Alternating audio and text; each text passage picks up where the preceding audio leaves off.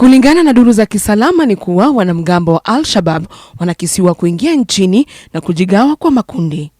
Inadaiwa kuwa pindi walipoingia nchini kupitia mpaka wa Kenya na Somalia, eneo la Sugro, walijigawa katika makundi kadhaa na wamo katika kaunti ya Wajir. Wiki hii nzima tumekuwa na watu ambao wale wahalifu kutoka nchi jirani ambao wanaingia ndani ya nchi hii, upande wa Kondon, upande wa Korofaral, Gerile.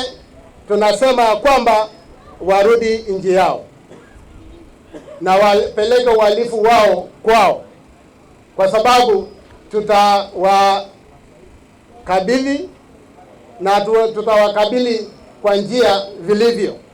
Nchi hii ni yetu na hatutaki watu ambao wanakuja kutoka nje kuja kuharibu na kufuruga amani yetu.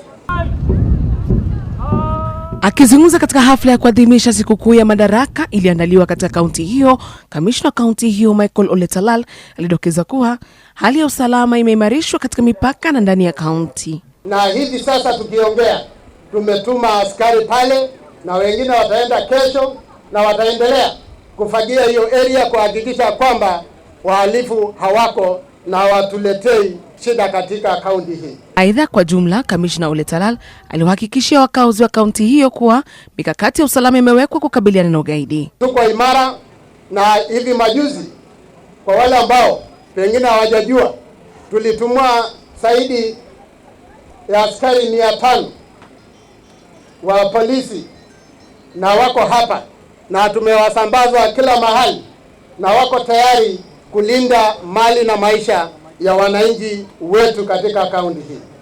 Tauni hii tutahakikisha pia iko imara na kila mtu afanye biashara. Kadhalika, kwa sababu ambazo hazikufafanuliwa, uwanja ulisalia wazi huku wakazi na viongozi wakikosa kufika kwa wingi kama ilivyotarajiwa. Eunice Omolo, QTV.